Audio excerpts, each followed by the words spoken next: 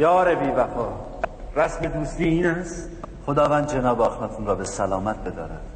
به دنبال اجرای فرامین فرمانروا هستم. کدام فرمانروا؟ باری است که خداوند بر دوشت گذاشته، نه من.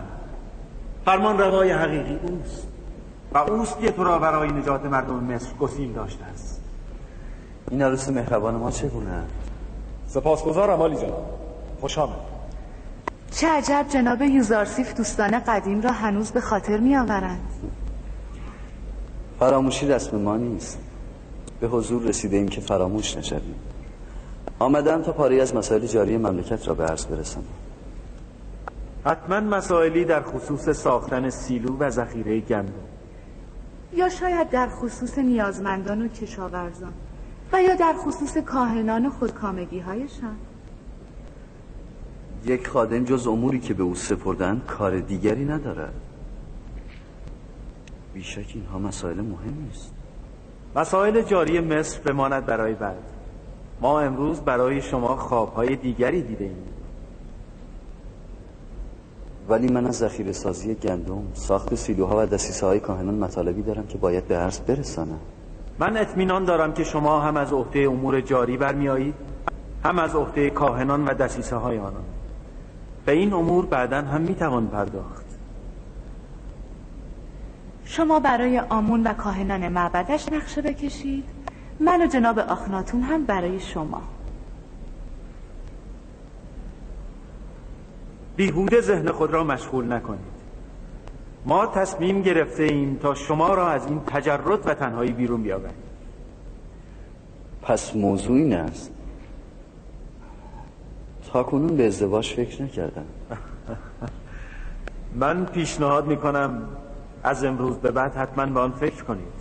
به آسنا دختر کاموسس، کاهن یکتاپرستان، بزرگ کاهنان معبد آتون، دختر زیبا و خوبی است. پس علت احضار بنده از منفیس این است. شما همین امروز به نزد بزرگ کاهن معبد آتون جناب کاموسس بروید و آسنات دختر او را ببینید. با این همه عجله؟ چرا که نه؟ آسنات هم زیباست هم یکتاپرست. آری.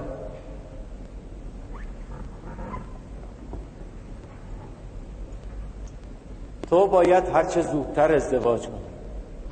این امر حکومتی است و باید اجرا شود. حتما علی جناب، حتما.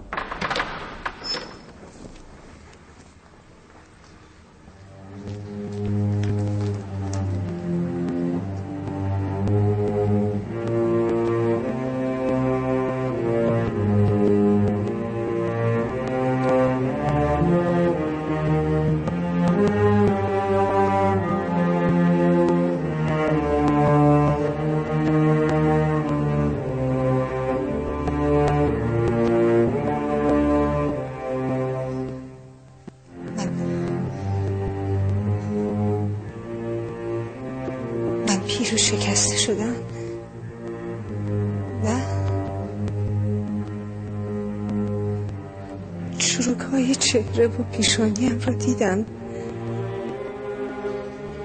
زشت شدم. نه،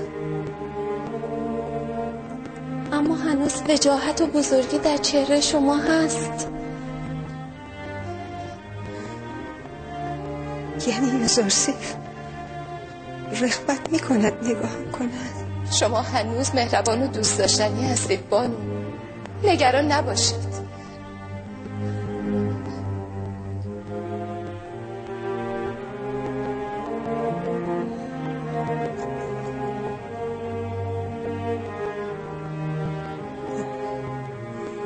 یوزارسیف خیلی جوان و زیباست. او به من نگاه نخواهد کرد.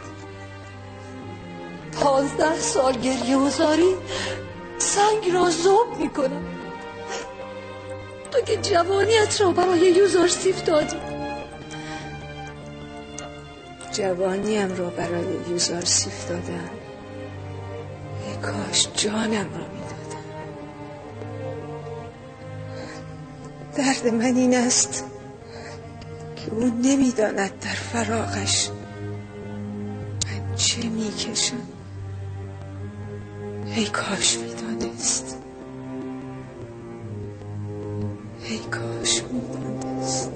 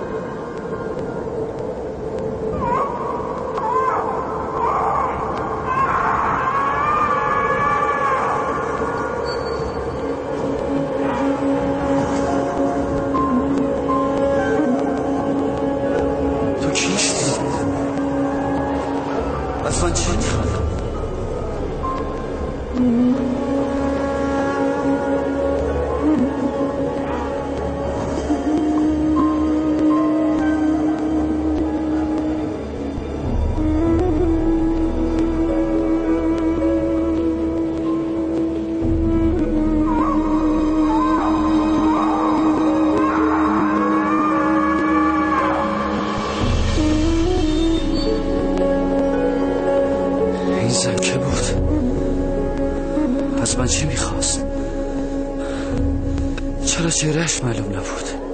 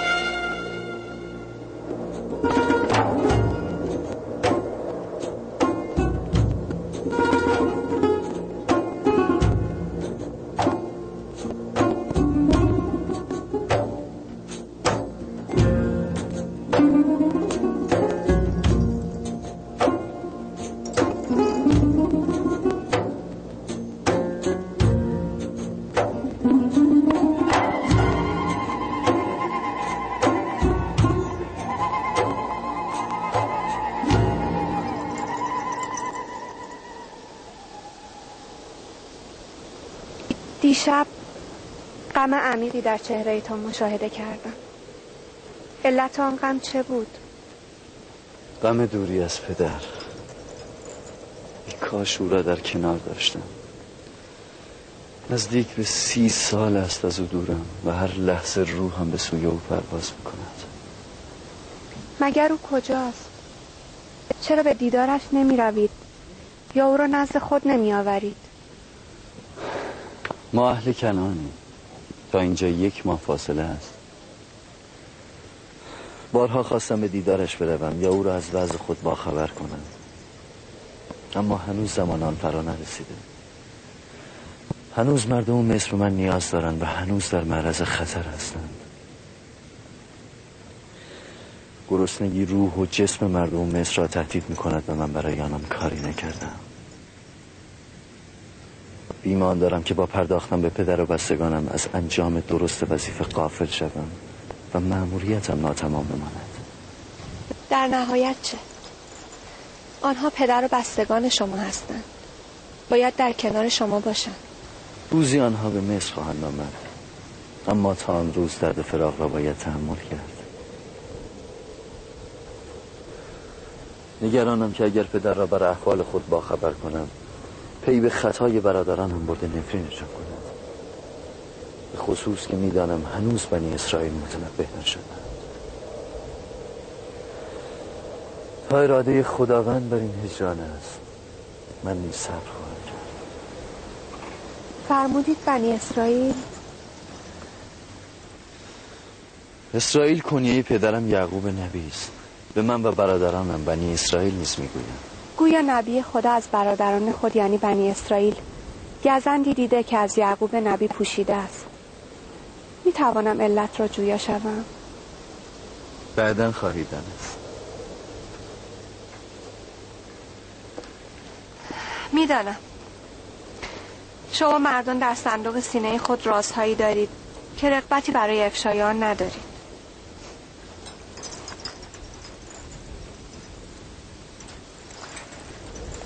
من از پرسش بی‌مورد خود پوزش میخواهم. هر رازی 1 روز برملا خواهد شد. به وقتش همه چیز را خواهی دانست.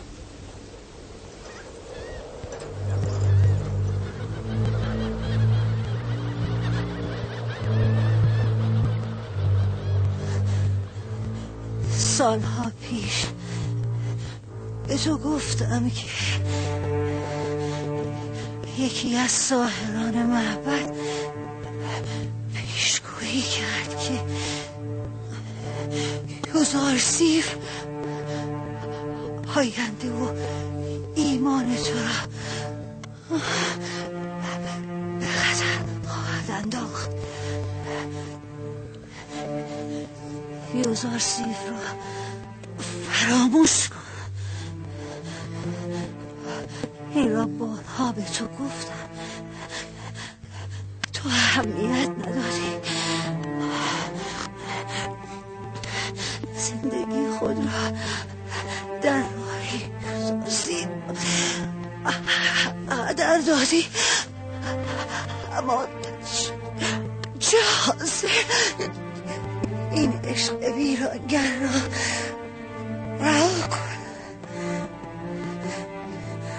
یوزارسیف را فراموش کن.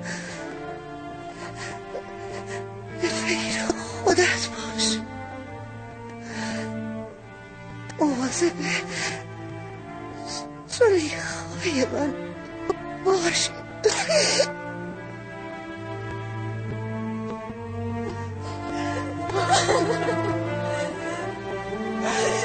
حال با این غربت چه کنم؟ او یار صدیقم بود، ندیمم بود، مادرم بود. از این پس درد دلها و غصه هایم را با که بگویم؟ شما را با خدایان آرام باشید. تو همراه و همرازم بودی، تو را نزد خدا بردم که مونستم باشی. چرا تا کم گفتی؟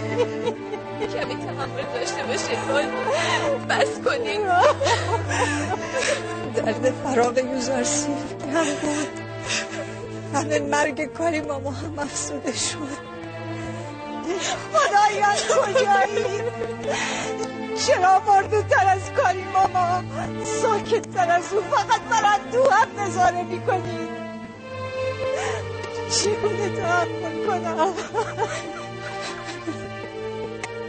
همیشه چون سایه در پیم بود. بروید تابوت کاری ماما را مراقبم بود.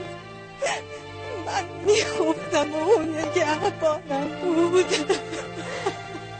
آرام بخواب کاری ماما. دیگر ناسزاهای زلیخا را نخواهی شنید. دیگر غم و اندوه زلیخا را نخواهی خورد. آرام بخواب. آرام بخواب.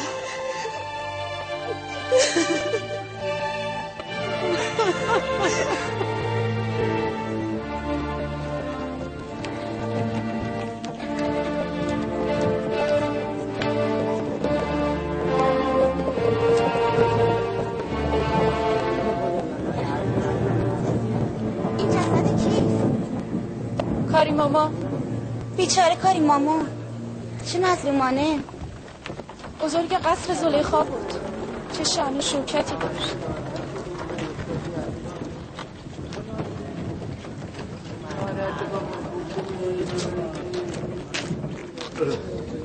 یعنی کسی در قصر نیست؟ من نمی‌دونم. فرصت خوبی است. باید رفت و دید.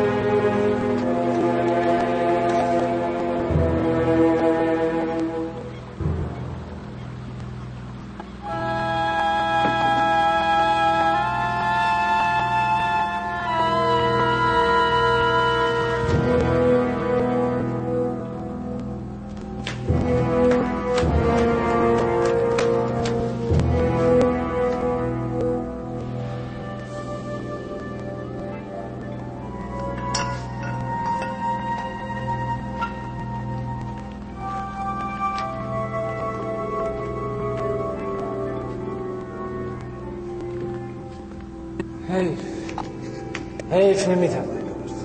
آری حیف.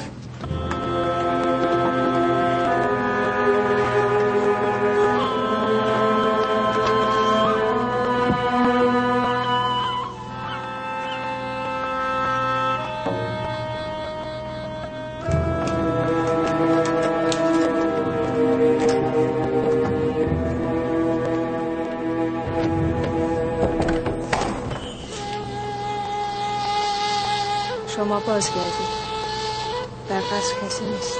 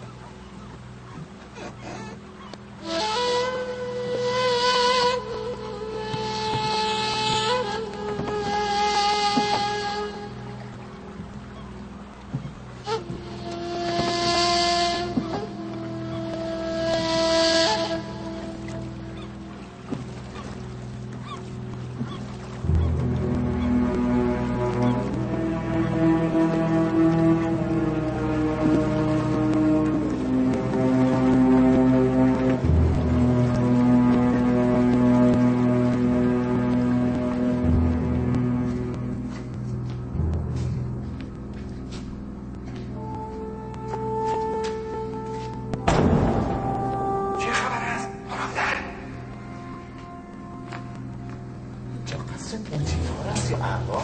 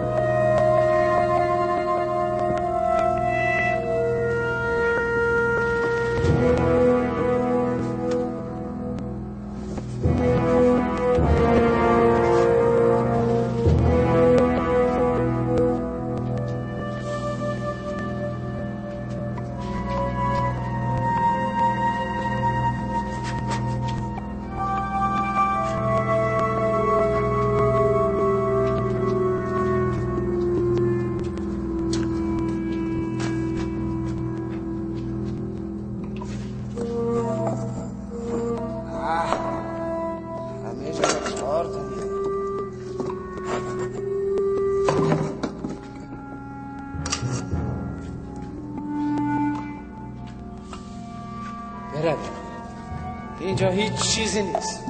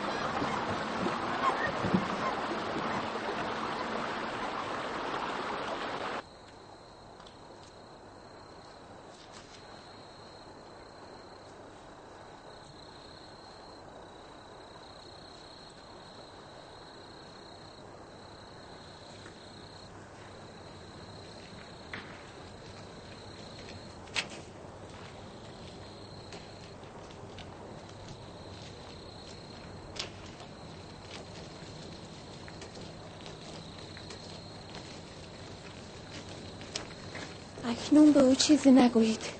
ممکن است غم او افزون گردد. اگر بعداً بفهمد ممکن است به ما گمان بد ببرد.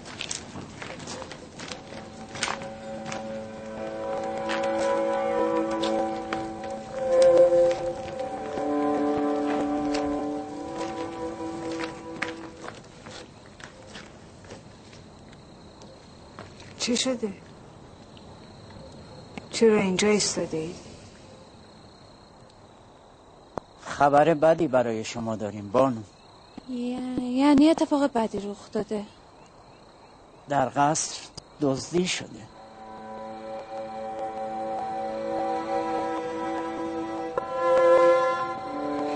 چیز عجیبی نیست. حال چه دزدیدند؟ هنگام بازگشت دو جوان را دیدیم که از قصر بیرون آمده و گریختند. آنها را نشناختیم. گویا از ولگردان ساحل بودند. دیر شده بود بانو. کاری از دست ما بر نمی آمد.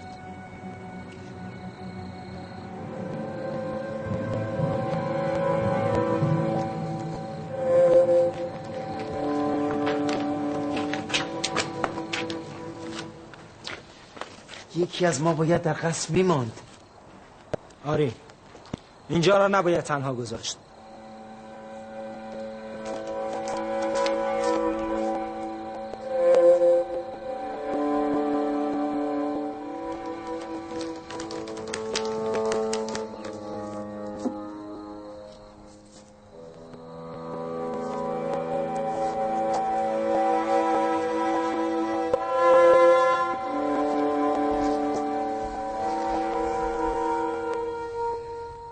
زر و زیور رو میخواهم چه کنم؟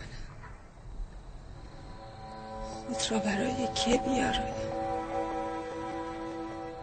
برای یوزارسید؟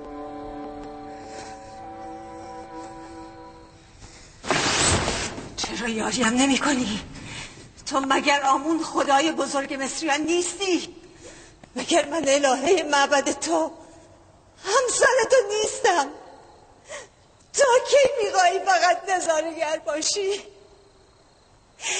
یک نفر یاریم کنم. این سکوت تا کجا؟ این اندوه تا به کی؟ غم دوری از یوزارسیف، اندوه مرگی کنی ماما. از دست رفتن جهانیم، برباد شدن مال و مکتم، آمون یاریم کن.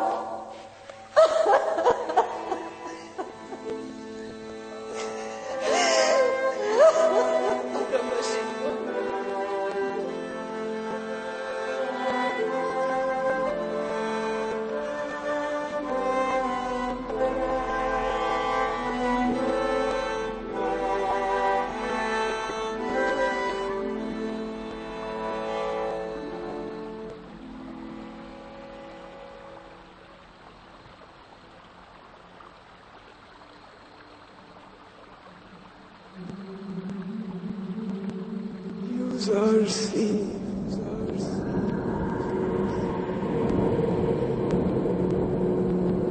یاریم کن.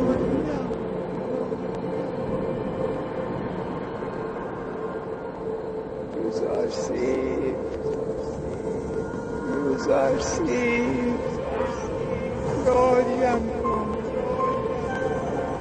یاریم کن.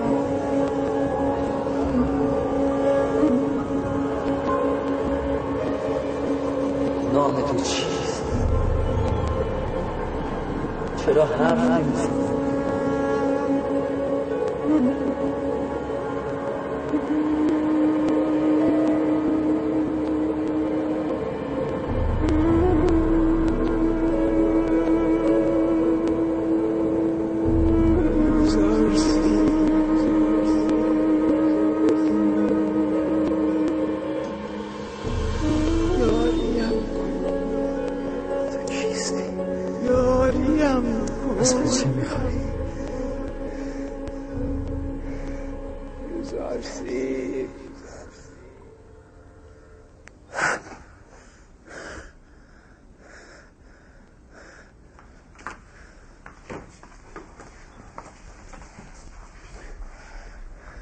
چه شده نبی خدا؟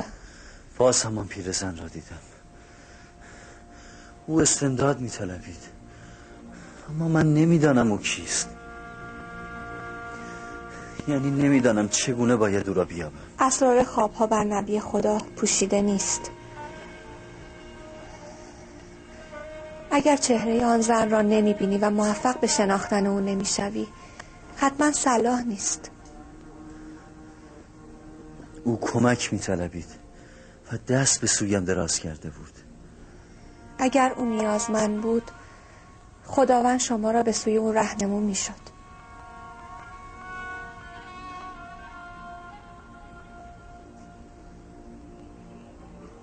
این نیازمند کیست؟ اهل کجاست؟ کدام شهر؟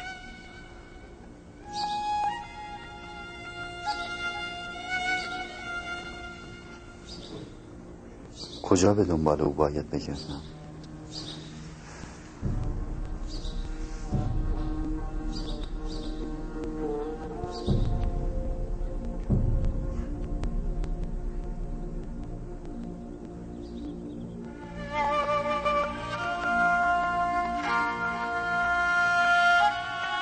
خداوندا، مبادا که این بیخبری تقصیر محسوب شود و بابت آن مؤاخذه شود.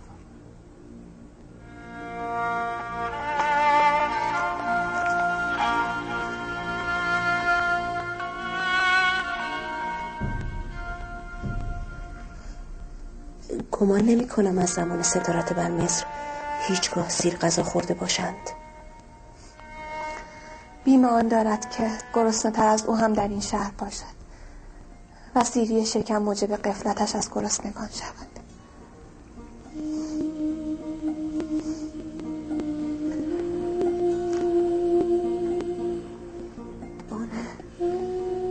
بانو چه شده؟ بانو؟ عالی جناب.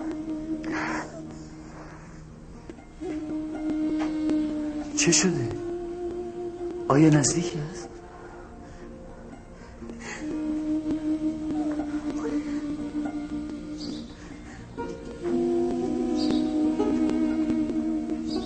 عالی جناب، قابله رو خبر کنید.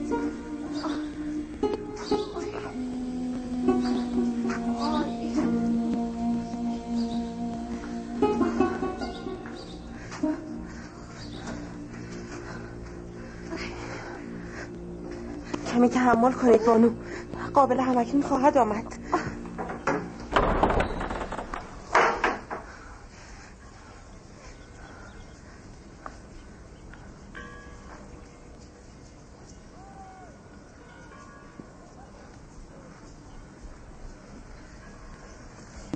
مالک را به دنبال قابل فرستادم. حالا آسنت چگونه است؟ از درد به خود میپیچد. همینک قابل خواهد آمد. شما هم مقداری آب گرم تهیه کنید.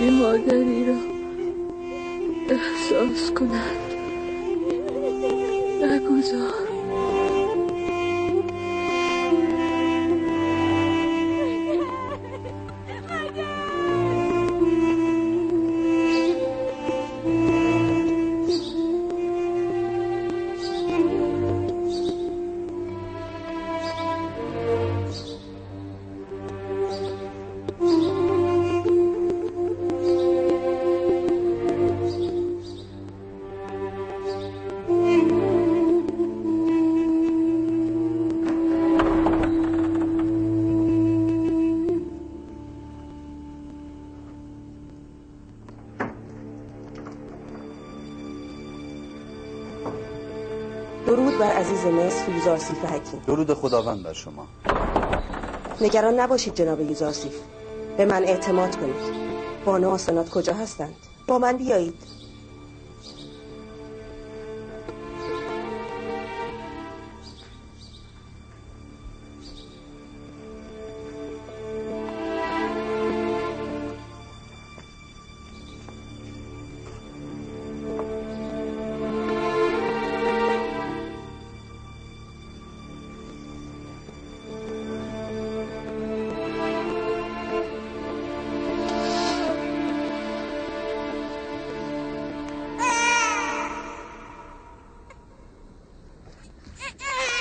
جناب، شما صاحب فرزند دختری شده اید، دختری به زیبایی پدر و مادرش.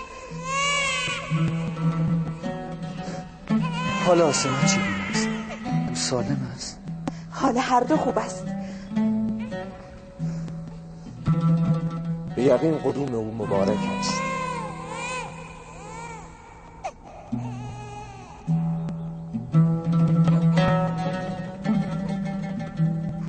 جناب یوسف، چندین بار متوجه این مهره در گردن شما شدم و شاهد آرامش شما پس از لمسه این مهره بودم. این چیست؟ مهره است که نام موعود بر آن نوشته شده. موعود؟ همان که حاصل دسترنج همه انبیا را به ثمر میرساند و آرزوی همه فرستادگان خداوند را برآورده میکند.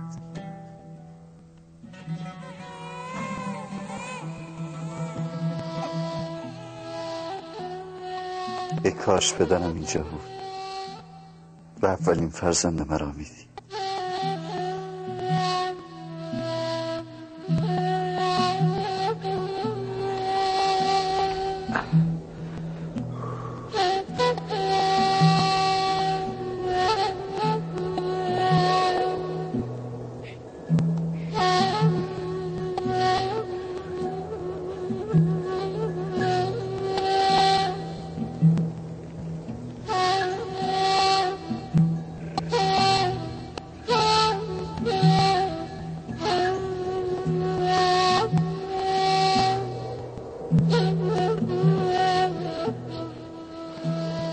پدر، من برای شبانی گوسفندان به شما نیازی ندارم. بهتر نبود در کلبه میماندید؟ این راه طولانی، آفتاب گرم شما را آزرده نمی کند؟ نه پسرم، دیدن جلوه های جمال خداوند و زیبایی طبیعت آلامم را تسکین می دهد. امروز شما خوشحال به نظر می رسید. آری پسرم، نمیدانم چرا. گمان میکنم امروز یوسف هم خوشحال است.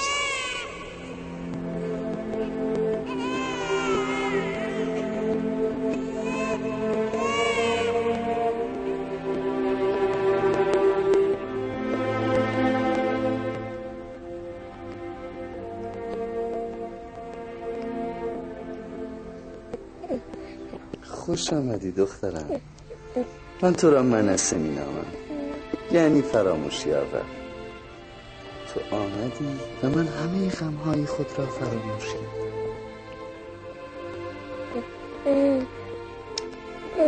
به یمن قدوم منصه تمام مستمندان منفیس را میهمان کنید.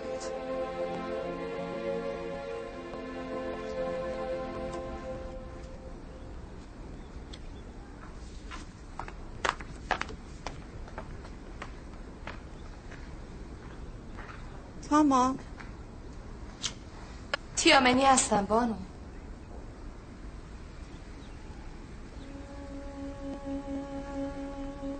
چشمهایم درست نمیبیند، همه جا را تار میبینم.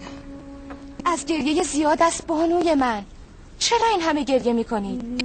گریه زیاد هم چشمهایتان را از بین میبرد و هم چهرهتان را پژمرده میسازد. کمی هم به فکر خود باشید. از این حرف ها گذشته است. گریه التیامی است بر قصه هایم.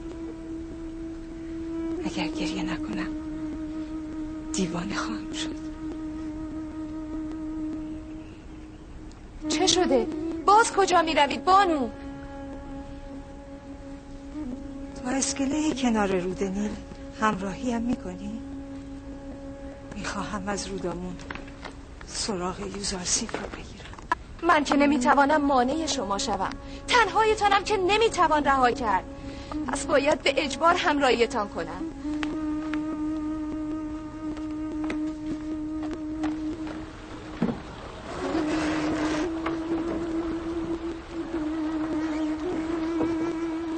درود بر بانو زلیخا.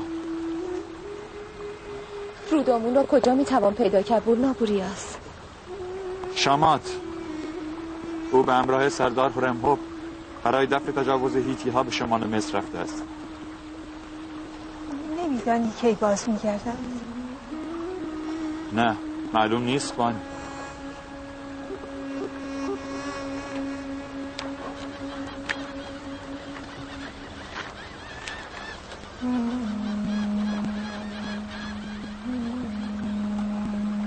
بانو برخیزید، نشستن شما اینجا صحیح نیست. مردم همه شما رو میشناسند. میترسی آبروی من برود.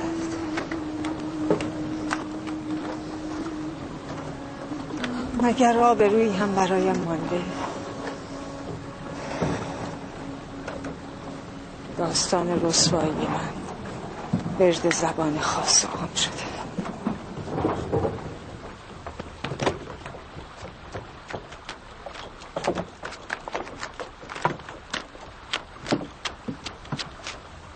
زلیخا عاشقی سرگشته و دیوانه شیداست. اگر خبری از یوزارسیف رو بدهیم گمان میکنم که مژدگانی بسیار خوبی به ما. پس باید گوش به زنگ باشیم تا از ورود یوزارسیف به تبس بیخبر نمانیم.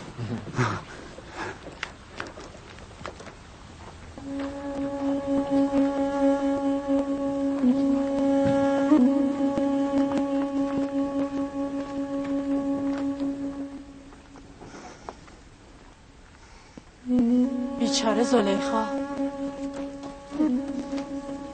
آدم باور نمی کند که زیباترین زن مصر به این روز بیفتد. عشق یوزارسیف او را به این روز انداخت. میداند که یوزارسیف ازدواج کرده؟ امیدوارم که هیچگاه نداند. این درد او را خواهد کشت. شاید میداند و خود را به بی تفاوتی زده. اگر زلیخا می توانست بی تفاوت باشد که به این روز نمی افتاد.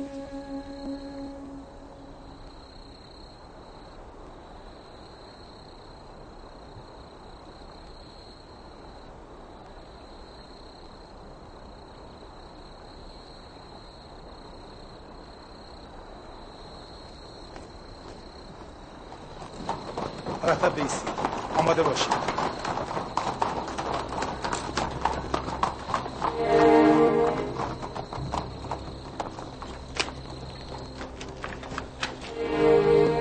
افسر لایق قصر فرمانروا چطورن؟ سپاسگزارم والی جناب. با من بیایید.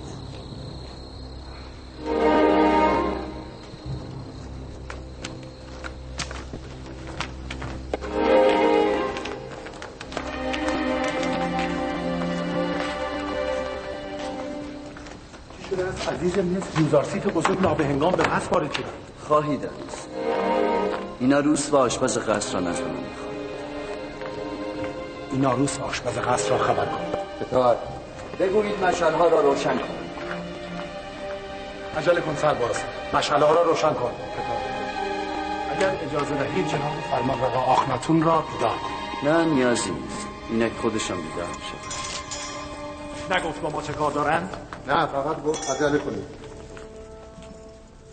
درود بر عزیز مصر یوزارسیف بزرگ. درود خداوند بر شما. چند بار گفته بودم در برابر من تعظیم نکنید. گویا تا شلاق در کار نباشد شما این عادت را ترک نمی‌کنید. اطاعت عالی جناب. دیگر تکرار نمی‌شود. برای فرمانروا غذا و شربت مناسب تهیه کنید. این وقت شب؟ آری. تا دقایقی دیگر جناب فرمانروا گرسنه شده غذا طلب خواهد. تا کنون سابقه نداشته. جناب یوزارسیف اطمینان دارم که تردید نکن. وقتی جناب یوزارسیف می‌فرماید فرمانروا گرسنه می‌شوند، می‌شوند. هر چه سریعتر. وقت زیادی باقی نمانده. مشاور و دیگر اهالی قصر را خبر کنید. می‌خواهم همه حضور داشته باشند. من شربت آماده دارم. آمیخته‌ای از عسل مصفا و شیره خرما.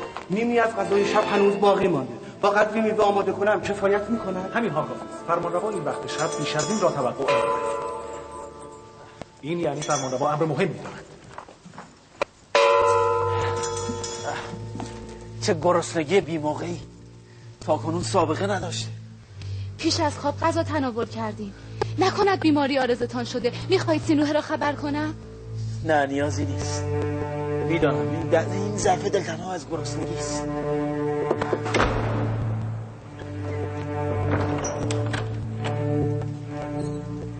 درود بر فرمانروای حکیم مصر و بانو نفرتیتی. عزیز مصر اینجا چه میکند؟ شما کی آمدید؟ جناب فرمانروا گرسنه؟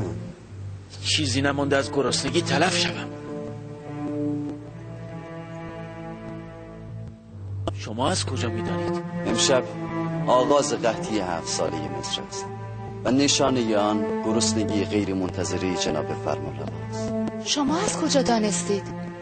مگر به منفیس برای بازدید نرفته بودید؟ این همه راه را از منفیس تا تبس چگونه آمدید؟ بعدم برایتان خواهم گفت. جناب فرمانروا غذا میل ندارد. ظاهرا چیزی بر شما پوشیده نیست. فکر همه چیز را کرده اید.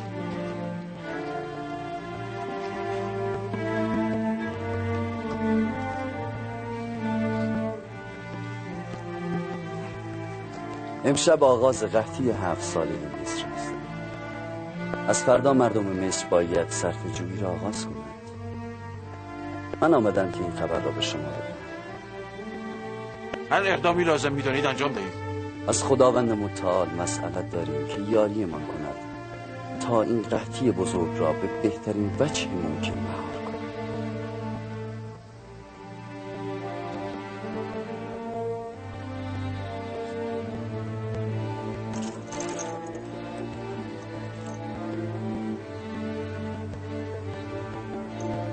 عجیب است جناب یوزرسیف، من هم احساس گرسنگی میکنم. همان گونه که ما احساس گرسنگی میکنیم مردم هم خواهند کرد. خبر آغاز قحطی را چگونه به مردم خواهید داد؟ مردم خواهند فهمید از خشکی زمین، خساست آسمان و از فرمان عدم کشت و زر. در نهایت خواهند فهمید. به کشاورزانی که برای تحویل گندم میآیند بگویید فقط قوت سالیانه خود را نگه دارند. بذری برای کشت نیاز نیست. در همه شهر اعلام کنید امسال باران نمیبارد، پس کشت و زر نکنید و دانه گندم بر زمین نیفشانید. به مأمورین بگویید آمار دقیق نیازمندان و اغنیای هر شهر را تهیه کنند. این دو یکسان نیستند. ما باید بدانیم در زمان قحطی چه کسانی و چه مقدار گندم رایگان باید دریافت کنند و چه تعداد در قبال اخذ وجه. به چه کسانی باید ببخشیم و از چه کسانی باید بگیریم.